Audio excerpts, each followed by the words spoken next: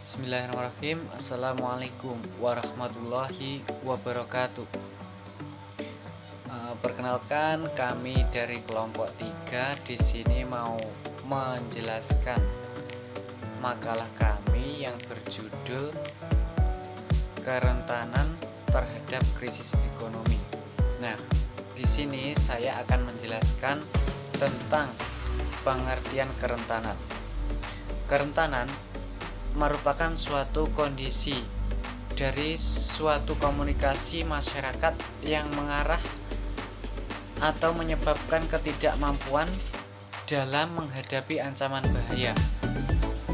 Kerentanan adalah suatu keadaan penurunan ketahanan akibat pengaruh eksternal yang mengancam kehidupan, mata pencaharian, sumber daya alam, infrastruktur, produktivitas ekonomi, dan kesejahteraan. Hubungan antara bencana dan kerentanan menghasilkan suatu kondisi resiko apabila kondisi tersebut tidak dikelola dengan baik.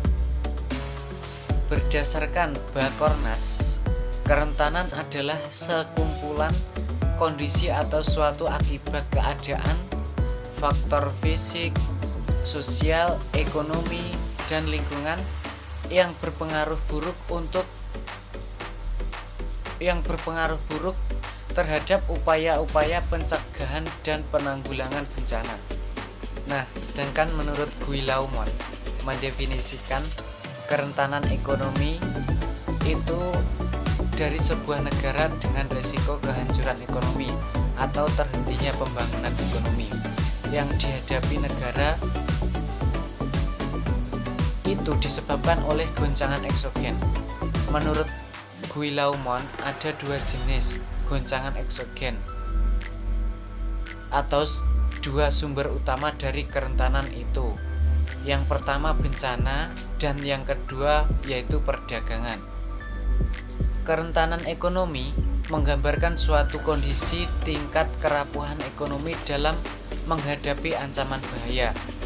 Kemampuan ekonomi atau status ekonomi suatu individu atau masyarakat sangat menentukan tingkat kerentanan terhadap ancaman bahaya. Pada umumnya, masyarakat di daerah miskin atau kurang mampu lebih rentan terhadap bahaya karena tidak memiliki kemampuan finansial yang memadai untuk melakukan upaya pencegahan atau mitigasi bencana. Makin rendah sosial ekonomi akan semakin tinggi tingkat kerentanan dalam menghadapi bencana. Bagi masyarakat dengan kuat pada saat terkena bencana, bagi masyarakat yang ekonominya lebih kuat pada saat terkena bencana itu dapat menolong dirinya sendiri, misalnya dengan mengungsi di tempat penginapan atau di tempat yang lainnya. Mungkin cukup itu yang dapat saya sampaikan. Untuk materi selanjutnya akan dijelaskan oleh teman saya. Assalamualaikum warahmatullahi wabarakatuh. Nama saya Syarili Balfalahi, NIM 208190034. Di sini saya akan menjelaskan materi tentang faktor penyebab kerentanan ekonomi di Indonesia. Di sini Indonesia adalah sebuah negara yang besar dan kaya dari segi penduduk dan luas wilayah. Tetapi tidak demikian jika dilihat dari segi ekonomi. Kondisi ini cukup memprihatinkan jika dibandingkan dengan negara lain kekayaan alam yang dimiliki oleh Indonesia. Kemudian ada pun faktor yang menyebabkan kerentanan ekonomi di Indonesia ini adalah salah satunya Indonesia semakin terbuka dibandingkan pada awal pemerintahan Orde Baru pada tahun 1966. Ekonomi Indonesia ini telah lama menjadi bagian dari tujuan penting kawasan Asia Tenggara bagi investasi asing dalam jangka pendek.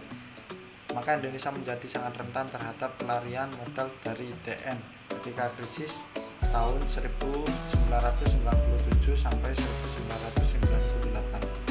Akibatnya mata uang rupiah mengalami suatu depresiasi dengan krisis ekonomi terbesar sepanjang sejarah.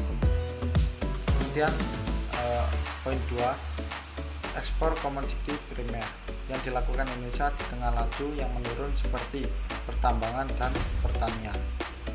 Untuk poin 3, faktor yang menyebabkan adalah dalam 2 dekade terakhir ini Indonesia semakin tergantung pada impor dari sejumlah produk makanan seperti beras, gandum, jagung, dan lain-lain.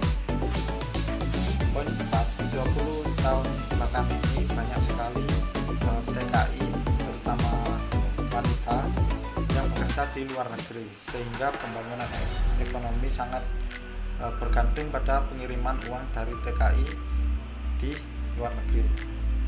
Kemudian yang terakhir, faktor yang menyebabkan kerentanan ekonomi di Indonesia ini adalah Indonesia sebuah negara dengan jumlah populasi yang besar. Artinya tingkat konsumsi yang kita miliki ini sangat terbatas karena meledaknya jumlah penduduk. Saya Nadia Rahmawati dengan NIM 208190055. Di sini saya akan menjelaskan mengenai peluang kerentanan ekonomi di Indonesia. Yang pertama yaitu sumber kerentanan ekonomi di Indonesia. Resiko terjadinya krisis ekonomi yang terus-menerus sebenarnya telah disadari bersama oleh masyarakat Indonesia, sehingga perlu adanya kesadaran untuk mengelola arsitektur keuangan internasional yang lebih baik.